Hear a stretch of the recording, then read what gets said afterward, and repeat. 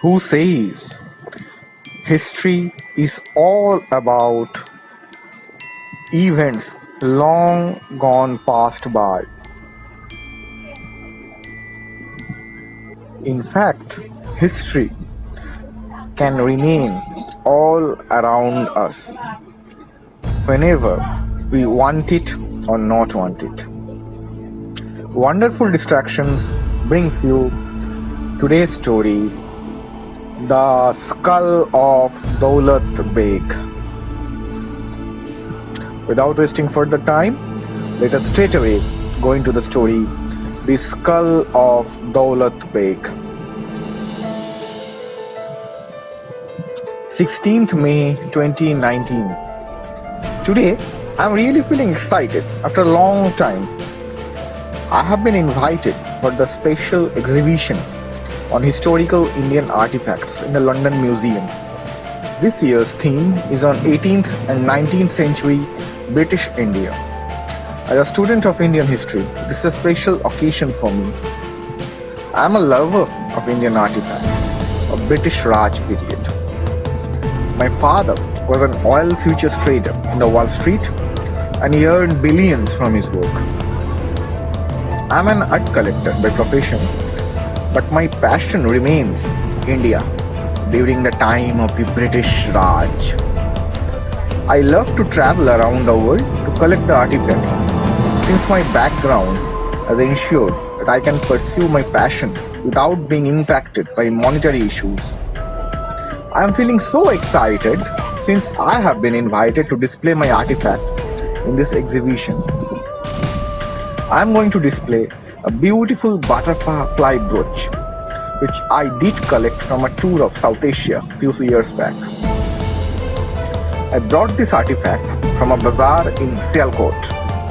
I was wandering through the dusted lanes of Sialkot to buy some British Raj artifacts till I came to this curio house.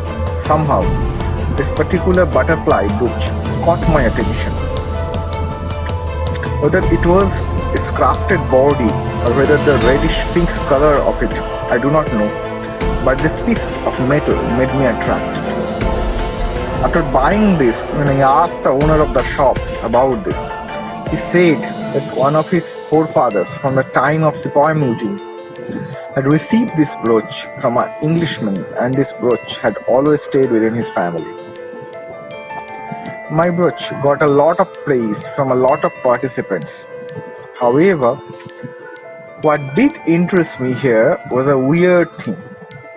It was a skull that was kept at the exhibition.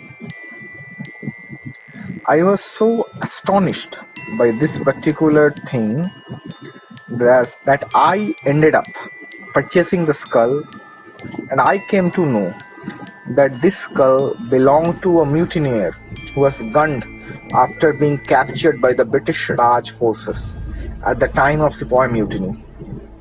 I purchased the skull and this will be part of my collections from herewith.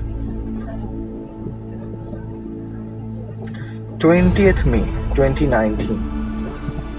I woke up today morning with a very weird feeling. I did see a dream in last night. The feeling was as if I was watching another movie in a theater. I saw a man looking very much like an Indian old man holding the hand of an Indian boy of maybe 6 to 7 years old and talking with a European looking gentleman who was also holding the hand of a little European looking girl. Both the men were looking in a somber mood. They talked for about 4 or 5 minutes, and after this the young boy was seemingly handed over to the European looking gentleman, and then 3 of them went away. In the morning, I wanted to forget everything about the day. That was my initial thought. I thought that this was just pure imagination contemplated by my fertile subconscious mind, especially since I have been very much impressed by the items displayed at the exhibition a couple of days back. Still, one question is continuing to disturb my mind, and that is why I saw what I saw. Out of all the thousands of memories in my mind, with respect to my past connections with Rajara artifacts, why did I saw only this particular scene? What is the relevance of watching this suddenly at this time? Is it just my pure imagination or something else is there? 27th May 2019. I have watched another dream, which is another astonishing scene. I still have the feeling that this is a movie. However, I'm not sure from where the current scene that I saw last night in the dream fits the movie.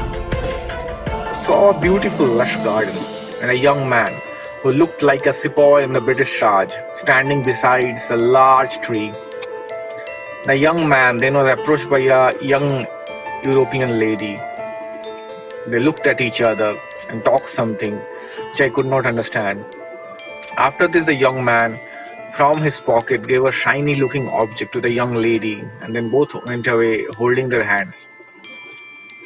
I decided to schedule an appointment with a counselor for medical situations after this.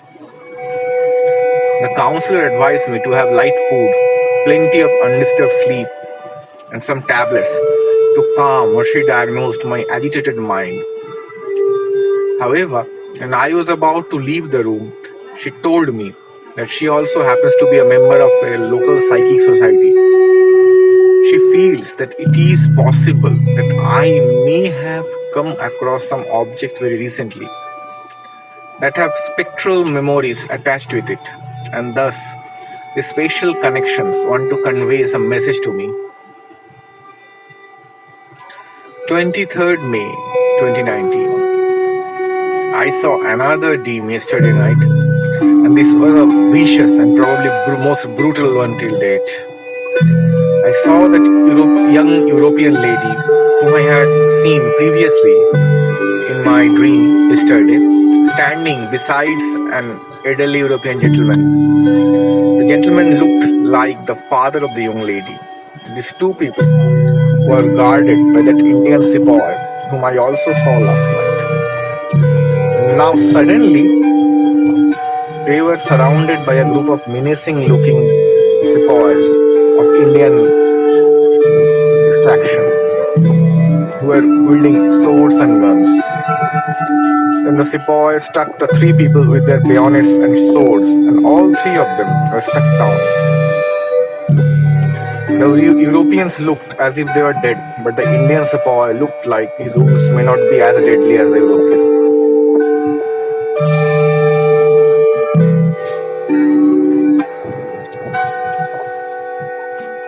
Today, 24th May 2019.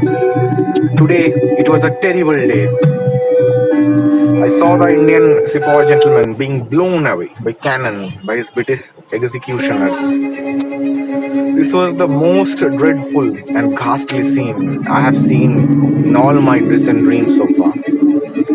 I felt as if the movie has turned into a sudden the end.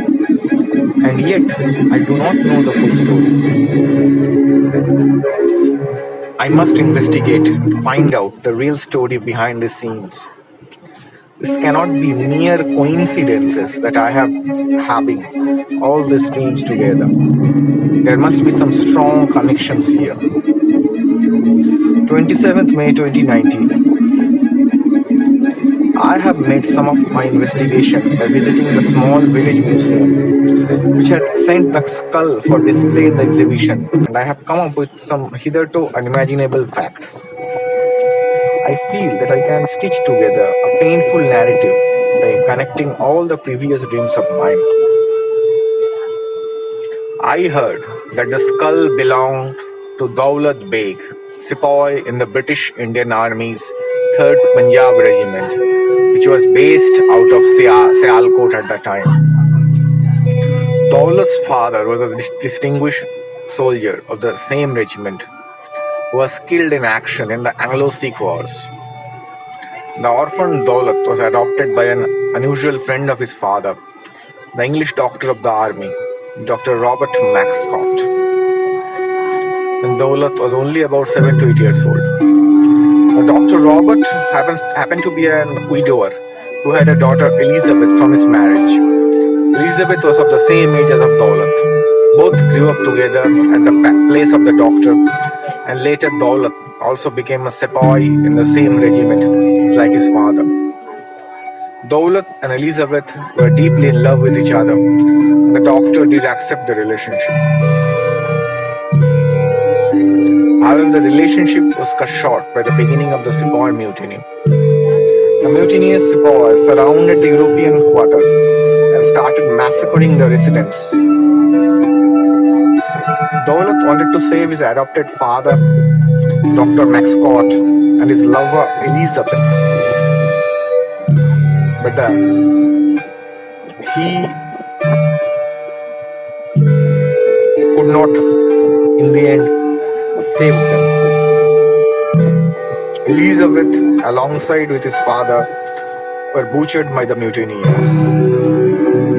And as it happened so many times during those days, the British court found Daulat in the scene, and in those days, the suspense and the suspicion towards racism towards the sepoys were so much that the British court held Daulat responsible for the murders. Since he was an Indian sepoy, he would be later blown away by cannons in Sialkot. I now believe that my butterfly brooch was the gift that Daulat maybe someday had presented to Elizabeth to cement their relationship. Later, Daulat's skull would become the item for phrenologists' collection that would eventually find its place in the small village museum from which it was sent to the exhibition in the British Museum more than 150 years later. The skull and brooch had come together after so many days. These two souls wanted to stay together. That is why I believe they have been narrating their sordid tale to me throughout my dreams, which I've been having in last few nights.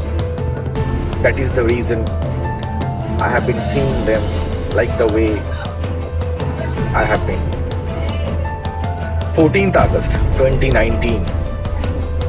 I have decided to donate both the skull and the brooch in the museum of the Punjab regiment in Sialkot.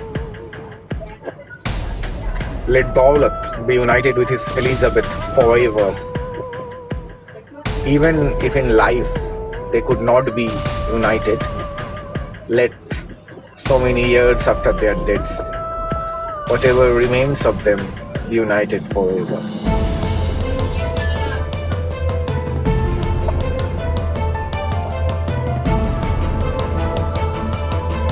The story ends here, but the history never ends. Who knows what spine-chilling stories are there in offer behind the artifacts and souvenirs that we so frequently love to collect from our visits to many of those ruins. Who knows what tale could be behind them. Next time, the wonderful distractions will bring another tale of mystery and intrigue. Till then, very good night. Take care.